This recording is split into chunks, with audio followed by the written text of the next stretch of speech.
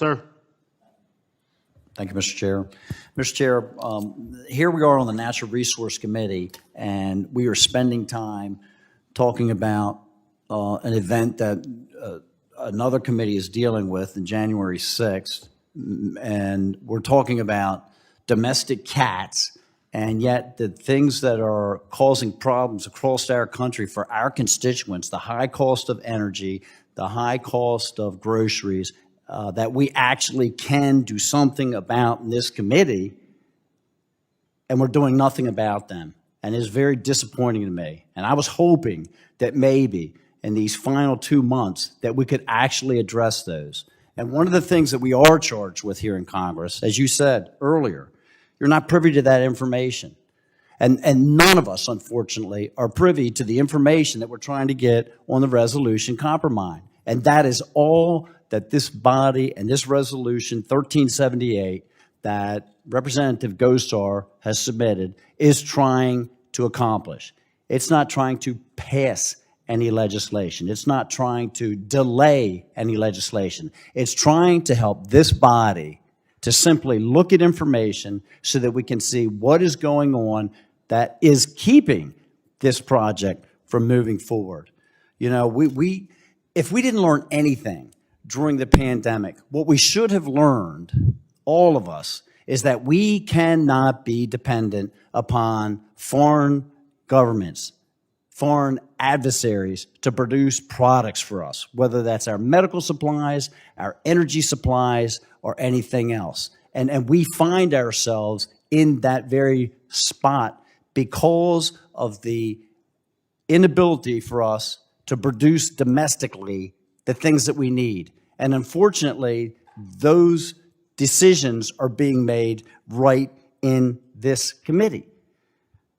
If we look at why we are right now in an investment of $70 billion, $70 billion that have been sent to Ukraine, that we have not even received an accounting of to know where the money was spent. The reason that that has taken place and transpired is because of all of the decisions that were made by the Biden administration leading up to the invasion of Russia into Ukraine. On the very first day that he took office, an executive order to rescind the permit of the Keystone XL pipeline that would have brought 850,000 barrels a day of crude oil from one of our greatest allies, Canada, of which 150,000 barrels a day would have been Montana and North Dakota crude oil.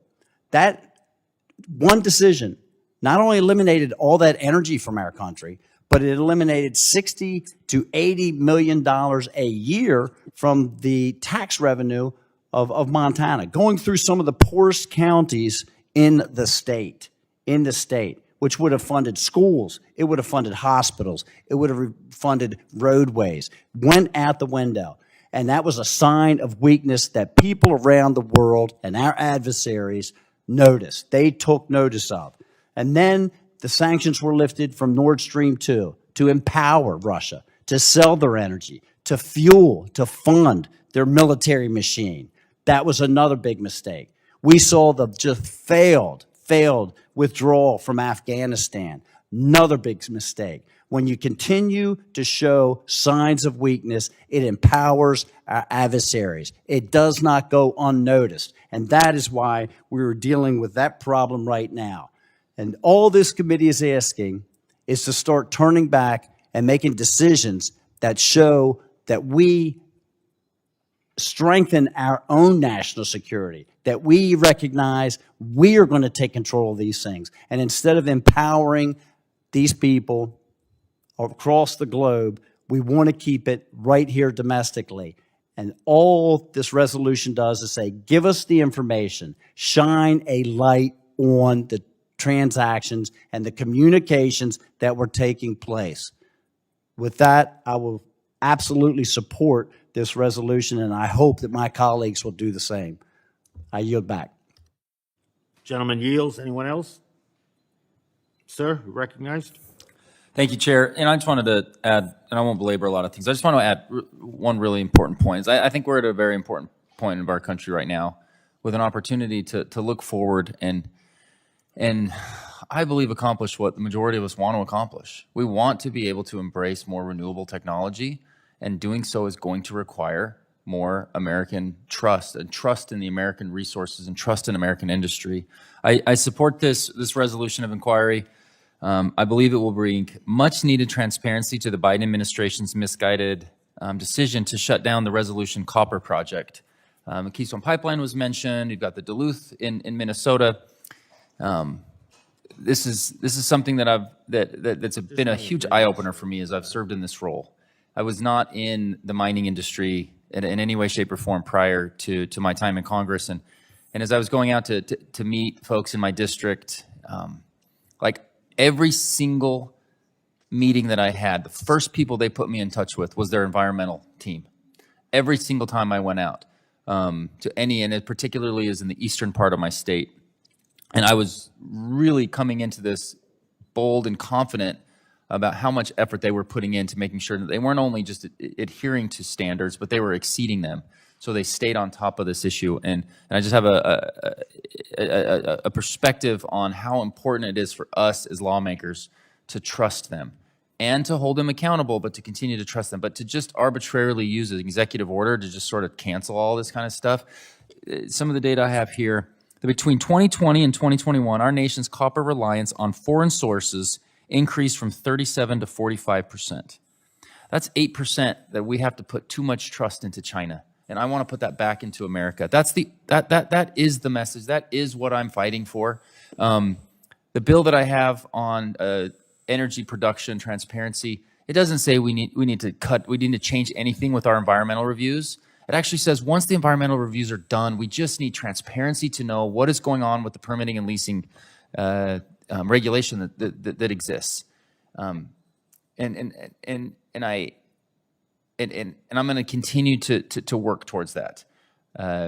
We've got our power company in Utah. I just had him come out and speak to a bipartisan group of people on the work that they're doing to build and continue to increase their portfolio with renewables. And they're at a point where, with the NEPA that exists right now and the NEPA regulations, they're not able to even to truly take advantage of all of the additional renewable capabilities that we do have. This is something we've got to fix.